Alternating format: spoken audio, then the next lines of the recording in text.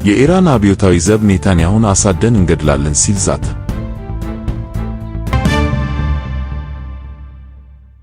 የኢራን አብዮታዊ ዘብ ኔታንያሁን አሳደን እንገድላለን ሲል ዛተ።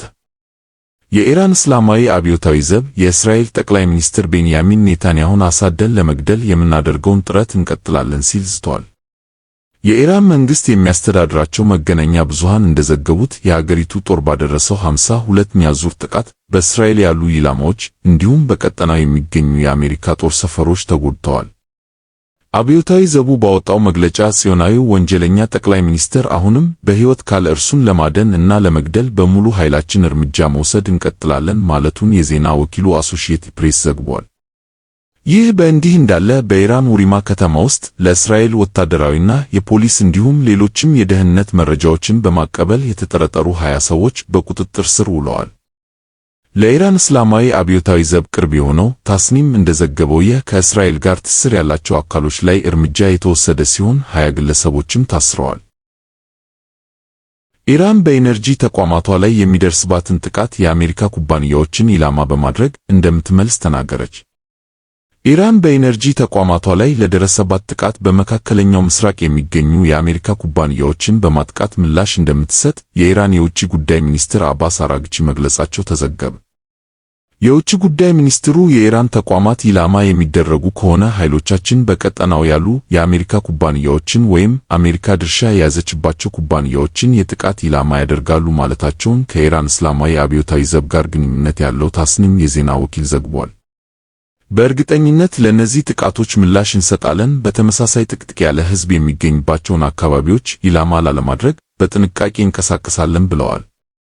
የውጭ ጉዳይ ሚኒስትሩ ይህንን ያሉት አሜሪካ ለኢራን ወሳኝ በሆነው እና የአገሪቱ 90% ነዳጅ ይተላለፍበታል ተብሎ በሚታሰበው ቨርግ ደሴት ላይ ጥቃት ከፈጸመች በኋላ ነው። የኢራን የዜና ወኪል ባወጣው ዘገባ አሜሪካ የአየር መከላከያዎችን፣ የባህር ኃይል ጦር ሰፈር፣ የአየር ማረፊያ መቆጣጠሪያ ሕንፃ እንዲሁም የሄሊኮፕተር ማቆሚያ ስፍራ ላይ ጥቃት መፈጸሟን አስታውቋል። በነዳጅ መሠረተ ልማት ላይ የደረሰ ጉዳት አለመኖሩንም ዘገባው አመልክቷል። በተጨማሪም የውጭ ጉዳይ ሚኒስትሩ ከአሜሪካው መገናኛ ብዙሃን ኤምኤስ ናው ጋር ባደረጉት ቃለ መጠይቅ አሜሪካ ኢራን ውስጥ የሚገኙ የሲቪል ኢላማዎች ላይ ጥቃት እየፈጸመች ነው ሲሉ ከሰዋል። አሜሪካ ጦርነቱ ከተጀመረ አንስቶ ከዚህ ጋር በተያያዘ የሚቀርብባትን ክስ አስተባብላለች። አገራቸው አክለውም ኢራን በቀጠናው የሚገኙ አገራት ውስጥ ኢላማ የምታደርገው የአሜሪካ የጦር ሰፈሮች እና ይዞታዎችን ነው ሲሉ አገራቸውን ተከላክለዋል። የመካከለኛው ምስራቅ አገራት የጥቃት ኢላማ የሆኑት እንደ አለመታደል ሆኖ የአሜሪካ ይዞታዎች የሚገኙት በጎረቤቶች ግዛት ውስጥ በመሆኑ እንደሆነ ተናግረዋል። ትራምፕ ሳውዲ ውስጥ የአሜሪካ አውሮፕላኖች መመታታቸውን አስተባበሉ። ፕሬዝዳንት ዶናልድ ትራምፕ ሳውዲ አረቢያ ውስጥ በሚገኘው ልዑል ሱልጣን የአየር ኃይል ሰፈር የአሜሪካ ወታደራዊ አውሮፕላኖች በኢራን ጥቃት ተመቱ መባሉን አስተባበሉ። ቀደም ሲል የአሜሪካ መገናኛ ብዙሃን የመንግስት ምንጮችን ጠቅሰው 5 የጦር ጄቶች አየር ላይ ነዳጅ መሙላት የሚችሉ 5 ወታደራዊ አውሮፕላኖች መመታታቸውን ዘግበው ነበር።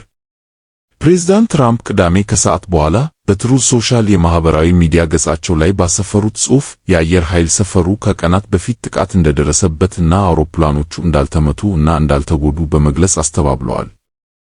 ከ5ቱ አውሮፕላኖች 4ቱ ፈጽሞ ምንም አይነት ጉዳት አልደረሰባቸውም፣ ወደ ስራቸው ገብተዋል። አንዱ ግን በትንሹ ጉዳት ደርሶበታል፣ ነገር ግን በአጭር ጊዜ ውስጥ ወደ በረራ ይመለሳል በማለት ዘገባውን ያወጡ መገናኛ ብዙሃን ተችተዋል።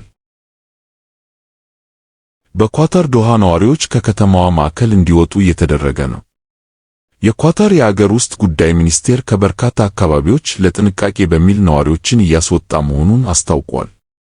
እስካሁን ባለው መረጃ የስጋቱ መጠን እና አይነት ባይታወቅም ኳታር ሌሊቱን እና ዛሬ ጠዋት 2 የሚሳኤል ጥቃቶችን አስተናግዳለች። ኢራን በዚህ ሳምንት መጀመሪያ ላይ የአሜሪካ ኢኮኖሚያዊ ጥቅምን የሚያስተናግዱ አገራት ኢላማዎች እንደሚሆኑ ከተናገረች በኋላ ኳታር የወሰደችው እርምጃ ያንን ለመከላከል ይመስላል። ነዋሪዎች የዶሃ ማዕከላዊ የሙሼርብ አካባቢን በፍጥነት ለቀው እንዲወጡ የስልክ መልእክት ደርሷቸዋል። አካባቢው የጎግል እና የአሜሪካን ኤክስፕረስ ቢሮዎች የሚገኙበት ነው። የጸጥታ አካላት በማይክሮሶፍት ኳታር ዋና መስሪያ ቤት አካባቢ እንደሚሰማሩም ተናግሯል። ሮይተርስ የዜና ወኪል በበኩሉ የአገሪቱ ባለስልጣናት 6 የአሜሪካ ዩኒቨርሲቲ ካምፓሶች ከሚገኙበት አካባቢ ነዋሪዎች የተወሰነውን ስፍራ ለቀው እንዲወጡ ማድረጋቸውን ዘግቧል። በሌላ የመካከለኛው ምስራቅ የሚገኙ የአሜሪካ ኤምባሲዎች አሁንም ስጋት ውስጥ ናቸው። በባግዳድ የሚገኙ የደህንነት ባለስልጣናት ኤምባሲው ጥቃት እንደደረሰበት ተናግረዋል። የአሜሪካ የውጭ ጉዳይ ሚኒስቴር ደግሞ አስፈላጊ ያልሆኑ የመንግስት ሰራተኞች ከኦማን እንዲወጡ እያደረገ ነው። ከአሜሪካ ጋር የሚሰሩ የነዳጅ ተቋማትን የአመድ ክምር እንደምታደርግ ኢራን ዛተች። ከአሜሪካ ተቋማት ጋር የሚሰሩ የነዳጅና የጋዝ አምራች ድርጅቶችን የኢራን ጦር ሰራዊት በማውደም ወደ አመድ ክምርነት እንደሚለውጣቸው መግለጹን የኢራን መገናኛ ብዙሃን ዘገቡ። ይህ በኢራን የዜና ወኪሎች ፋርስ እና ታስሚን የተዘገበው የሰራዊቱ መግለጫ የወጣው ፕሬዝዳንት ዶናልድ ትራምፕ ላስተላለፉት መልእክት ምላሽ መሆኑ ተገልጿል። በትሩዝ ሶሻል ላይ ፕሬዝዳንቱ ባሰፈሩት ጽሑፍ የአሜሪካ ኃይሎች በቨርጅ ደሴት እና ከፍተኛ መጠን ያለው የዓለም የነዳጅ ምርት በሚያልፍበት በሆርሙዝ ወሽመጥ ላይ የሚገኙ የኢራን ወታደራዊ ተቋማት ሙሉ ለሙሉ ወድመዋል ብለዋል። ተጨማሪ የአሜሪካ የባህር ኃይል ወታደሮች እና የጦር መርከቦች ወደ መካከለኛው ምስራቅ ሊሰማሩ መሆኑን ቀደም ሲል በአሜሪካ የቢቢሲ አጋር የሆነው ሲቢኤስ ቴሌቪዥን ዘግቧል። ባለስልጣናትም ዝግጁ ከሆኑ የባህር ላይ ወታደራዊ ቡድኖች እና የባህር አሳሽ ኃይሎች በኢራን አካባቢ ያለውን የአሜሪካ ጦር ለማጠናከር ከሌሎች አካባቢዎች እየተንቀሳቀሱ መሆኑን ተናግረዋል።